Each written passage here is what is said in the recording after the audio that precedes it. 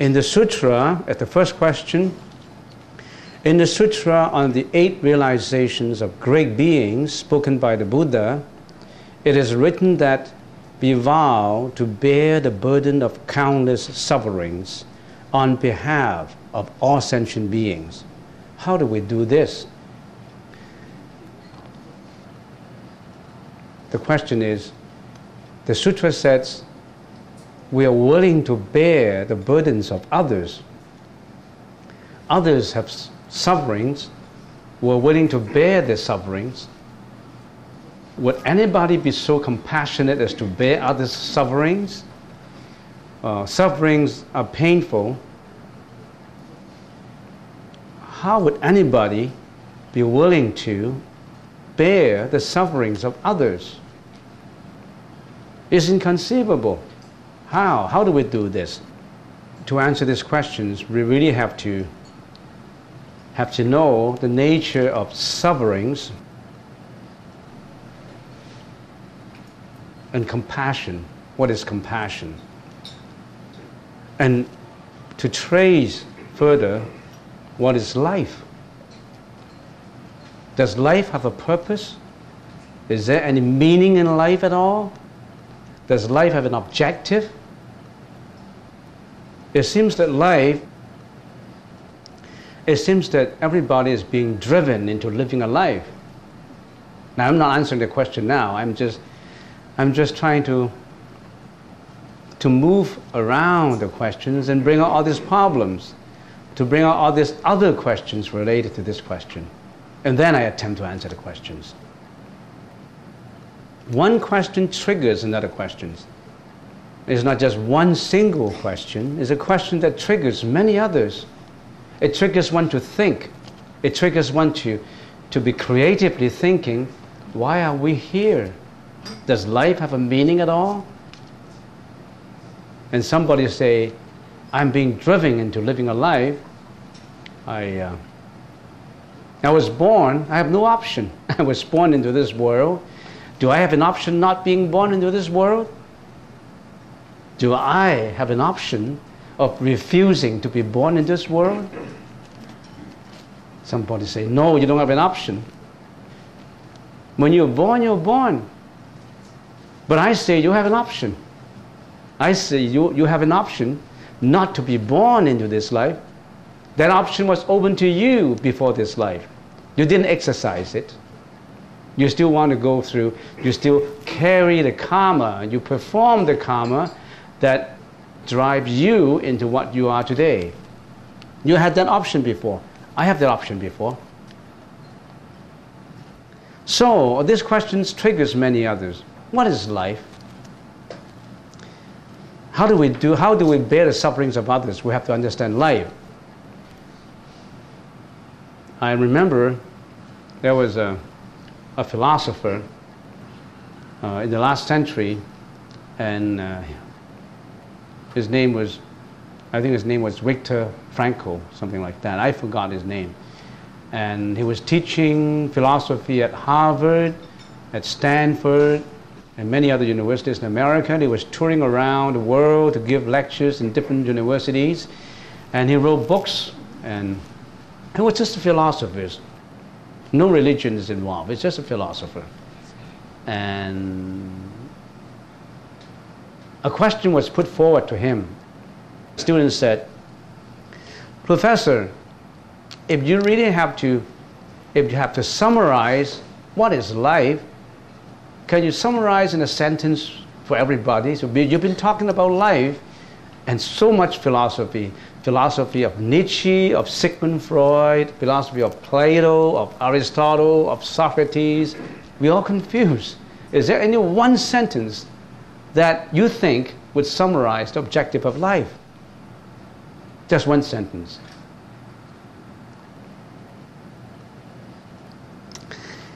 And the professor said, well, how can we do something like this?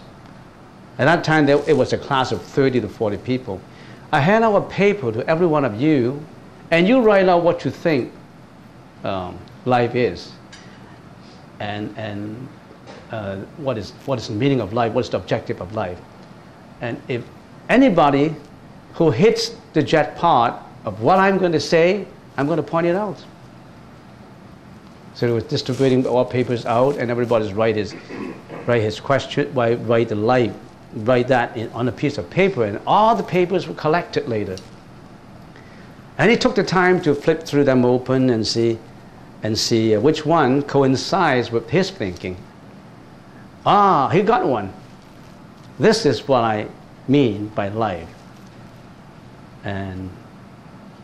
And he read it out. He read it out to all the others. What did it say in the paper? It said, life is potentially meaningful under any conditions.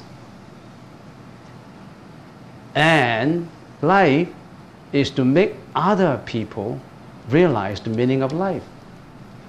In other words, the meaning of life is not to let all the others know the meaning of life.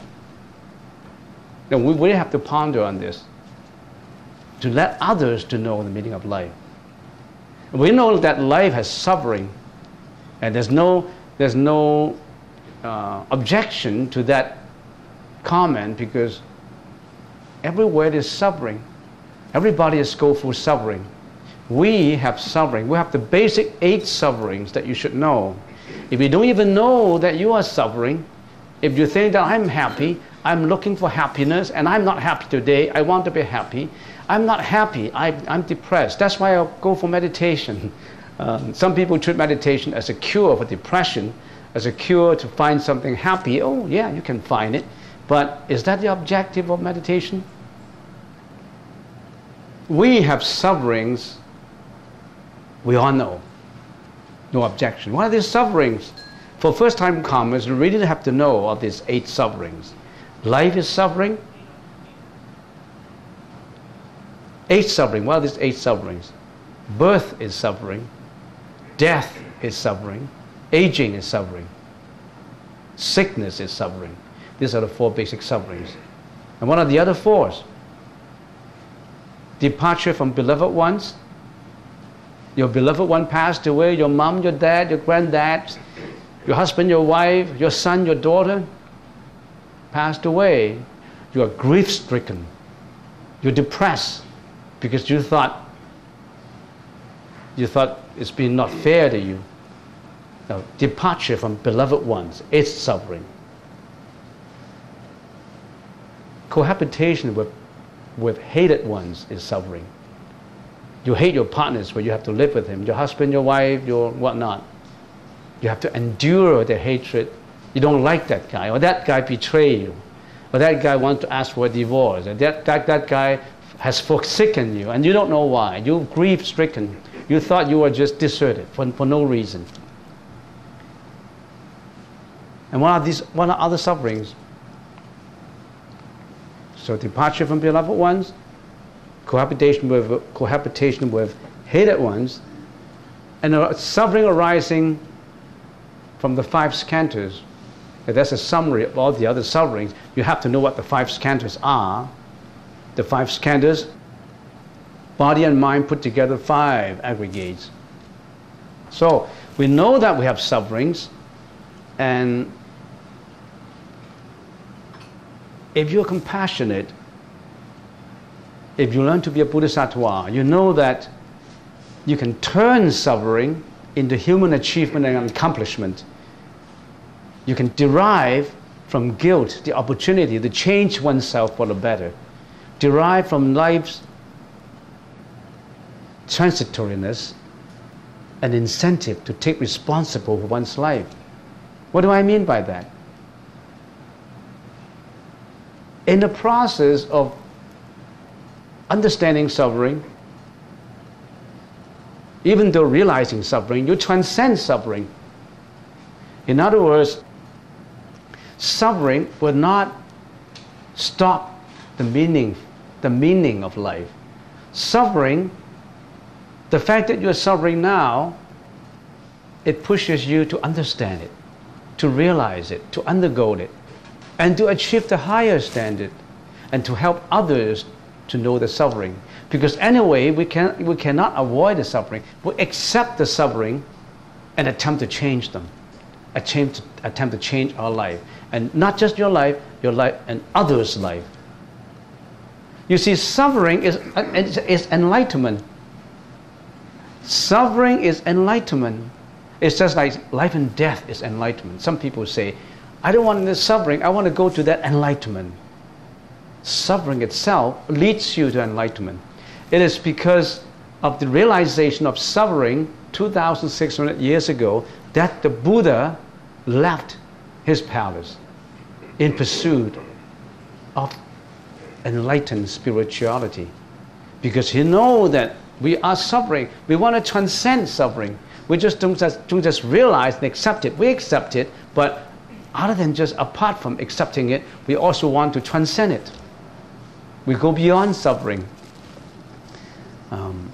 So, to achieve the objective of life, the meaning of life, one must transcend subjective pleasure by doing something that is directed to something or some others other than oneself, by giving himself to a cause, to serve and to love. And this to love does not mean the sensuous love, it's compassion. So by giving yourself to a cause to serve and to love, you transcend suffering. You don't just sit there and physically endure suffering, or you think about the guilt, or you think about how come you suffer, the inequality, the grudges in you. You don't think about that. You transcend that. If you've been suffer, for example, if you suffer in a divorce, if you suffer in the sickness, you don't want to just immerse yourself in the sorrowfulness of the divorce, in the painfulness of the sickness. You want to transcend it. That's the reason why some cancer survivors, for those who have strong will to survive cancer, for those who, I'm prepared to die, nothing to strive for, that's it for me, there's no hope in me. The survivors, they never give up. They transcend suffering, because suffering leads you to enlightenment. You don't accept it. You fight against it. You transcend it. You also help others to transcend it. One cannot achieve transcendence of suffering if one does not help others to transcend suffering. In the process of helping others, you're helping yourself. Because you have to have the self-transcendence first. How do you self-transcend yourself? The Diamond Sutra says it. You have to transcend your ego, your I. You always say, this is me, this is I, this is my interest. I am unhappy. How come I am unhappy? Because I am unhappy because you let this I be unhappy. If you say, this I can transcend the unhappiness, then you're on your way. So how do we bear the suffering of others? You bear the suffering of others by helping others to transcend sufferings. That's how you can do it. And if you are compassionate enough, your suffering, others' suffering, is not apart from your suffering. Others' suffering is your suffering. In other words, I gave an example 2 weeks ago or 1 week ago. I said, how can anyone be happy if you're living in a great big mansion, a beautiful mansion, a gorgeous house, $1 billion house, and you walk out to the door and everybody is poor? Would you be happy? You won't be happy unless everybody is happy. You walk out the door, everybody is happy. But you walk out the door, everybody is in poverty, and you are the only guy in that ego mansion, gorgeousness mansion, that you are only enjoying yourself. You will never be happy. Once you walk out, you'll never be happy. Only when everybody is happy would you become happy. Because you and all the sentient beings are one and the same. We're not apart from each other. We're all the same. So, we vow to bear the burden of countless sufferings on behalf of all sentient beings because you are one with them. All this, every wave is not apart from the ocean, and the ocean is not apart from the wave. If you recognize the wave as the wave, you're not in enlightenment. If you recognize each wave as the ocean and one and the same, then you are a bodhisattva, because others' suffering is your suffering. And Vimalakirti, there was a sutra entitled Vimalakirti Sutra, and in the sutra, Vimalakirti was sick, and the Buddha sent bodhisattvas to his home to pay homage to him and to give comfort also to the layman. Vimalakirti was a layman. He was not a monk, he was a layman. But he was the saint. He was a layman who was already enlightened. Well, we all said that at the times of the Buddha, there were actually two Buddhas. One is Buddha Sakyamuni, and the other was Buddha Vimalakirti. One showed himself as a monk, in appearance of a monk, and the other showed himself in appearance of a layman. A layman who was enlightened, who was already a Buddha. So, we should never underestimate the layman. The ordained Sangha should never underestimate the layman, because there was a layman Buddha, Vimalakirti. Now, Vimalakirti was sick or appeared as sick. And then all these bodhisattvas went to his home, his house. And then one of the bodhisattvas asked, "Are you sick?" Vimalakirti. And Vimalakirti said, "I am sick because sentient beings are sick. I'm well when sentient beings are well." So he's one with the sentient beings. So we bear the countless sufferings of all sentient beings because we and sentient beings are the same. We want to transcend suffering. Before transcending suffering, you have to transcend yourself. So you have to help others. Now that answers the first questions. I've been spending 15 minutes to answer that. Relates to the meaning of life, and the meaning of our life is to help others find the meaning of others. The importance of helping people to reach new heights of personal meaning through self-transcendence, through the application of efforts, techniques, acceptance of limitations, and wise decisions, will help others.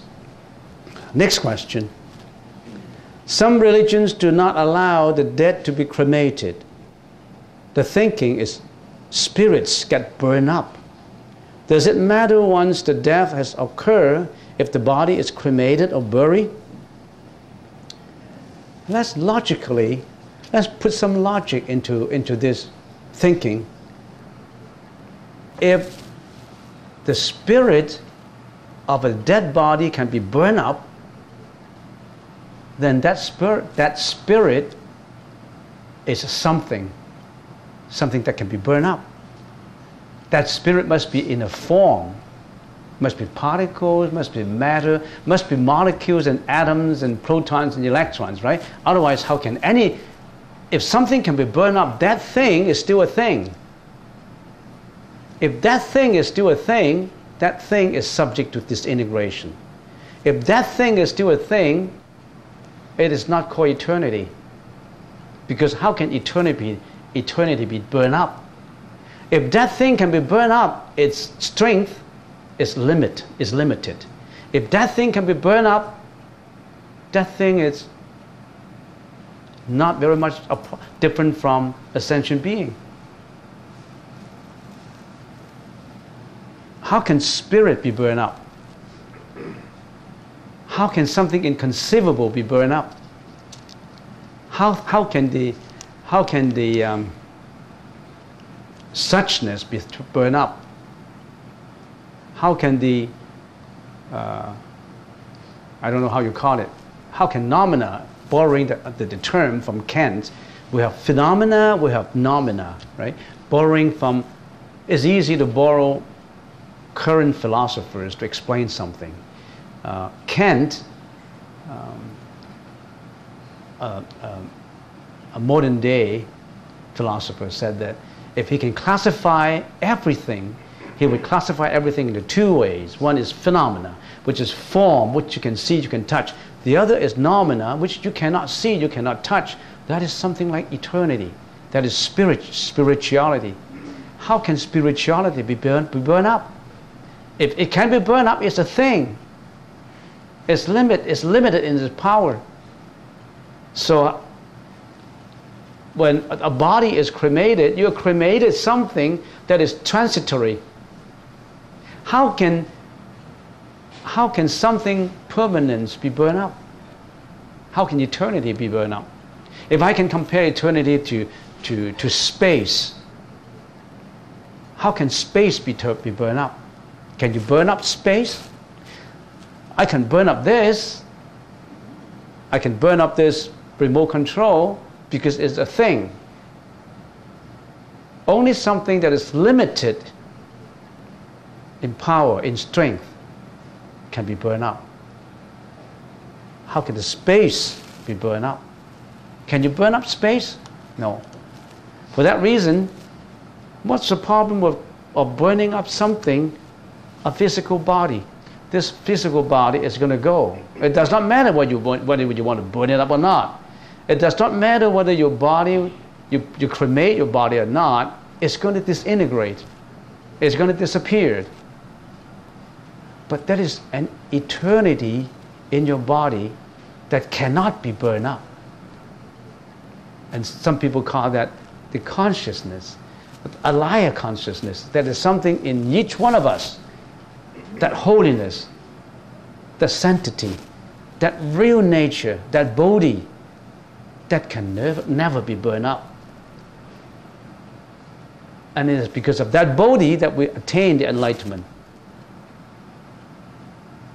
So the body can be burned up. It does not matter because that body is dead. But you really have to watch out for something. Make a qualifications to what I said. When a person passes away, his consciousness, that spirituality may still stay in the body for 7 days. For 7 days, some people said for 8 days. So when a person dies, make sure that within the 8 days, you don't burn up his body, because his spirituality, this alaya consciousness, may still remain in the body. In other words, this body is dead. My first thing to go, my breath goes, and there's no more breath in me. And then my eyesight goes too. And my hearing goes later. So when a person passes away, within 1 or 2 hours, he may still be able to listen to you. He may understand what you're talking about. If you're crying, he still understands. He still can hear you crying. If you're crying too much, you may affect the dead body. You may affect that person, and he may still attach to the family, attach to the emotions, and he can't be reborn in the Pure Land. So you make sure that you don't cremate a body within 7 days, the next 7 days, because if his consciousness is still there, he may feel a lot of pain. So all those, you have to read about them, we have to talk about them when we talk about the bardo stage of a dead person. So that I'm not going to deal too much, because that takes time. So I don't see any reason why a physical do not allow the dead to be cremated.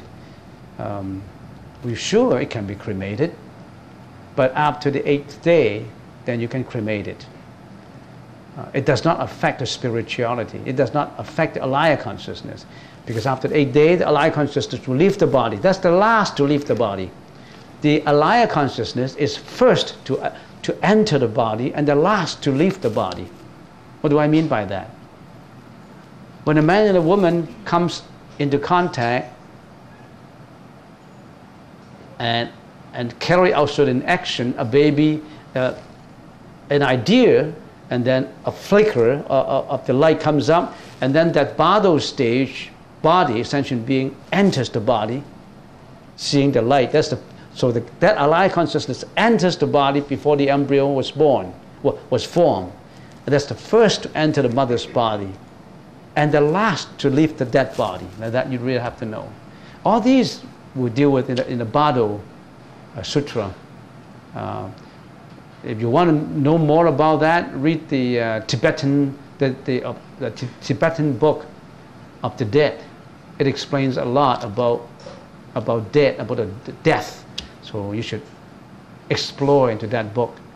It gives a lot of details of what the Buddha said about death and the Bado stage of death. Okay, that answers that question. I can go on because we still have a 1:30 session later. Third question, I like to volunteer as a tour guide next summer. Does the temple have a training program for guides? Yeah, we have a lot of tours in the summer, many tours. Senior homes, universities, high schools, many organizations come to the temple to tour the temple. More and more, we're increasing the number of tours. Requests increase every month. And right now, Tom and Apoy, these two people, are doing tour guides, and they have been very busy that they don't have time. They haven't got enough time to write up a tour guide book. So if you would volunteer to be a tour guide next summer, why don't you volunteer to write up a tour guide manual first? Well, why don't you start a list? Anybody who's interested in being a tour guide, help them to, because they're too busy.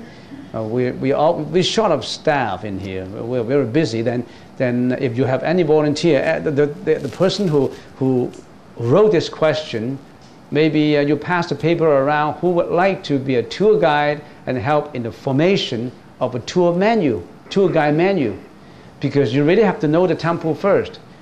And if you attempt to do a tour guide menu, then I'll arrange a meeting of you and all those who are interested to meet Tom and Apoy, and then so that you form a tour guide menu for the temple. And then there's a lot of merit in forming the tour guide menu, because if the tour guide menu is structured in such a way that it is informative, it's interesting, you're contributing to every tour. The merits arise from people who tour the place and get enlightened to be a better person, to achieve better meaning in life. You get the merit because you help to form that tour guide manual. Something that we are striving for, something that we've been talking about for years, but only talk, no action. And how many people can volunteer to do that? It's very interesting you volunteer to be a tour guide because you like to help, you like to give information. And being a tour guide would give you a lot of training, because once you talk more and more, you know how to give information. You know how to structure your talk. As I said, by helping others, you're actually helping yourself. Sometimes when I'm lecturing, I don't know if I'm lecturing to myself or to other people. Every time after I finish the lecture, I said, I learn a lot. Not by wanting people to know what I lecture. I educate myself. One would educate more on oneself by giving lecture to educating others. Of course, your objective is to render compassion, to help others. You see, there's a lot of meaning in life. It depends on your attitude. If you have a negative attitude, nothing works out. You see, I'm poor, I don't have a job, I have a divorce, and my kids are not behaving well. You put up all these negative things in front of you. Why don't you be more positive? A negative attitude would drive you to depression, would drive you to a bad mood. A Buddhist is absolutely positive, absolutely active, He wouldn't sit there and wait for death to come. He would be actively establishing a positive attitude in life. You have a choice to lead your own life. What is the meaning of life? The meaning of life is not fixed. You are the director of that film called self, life.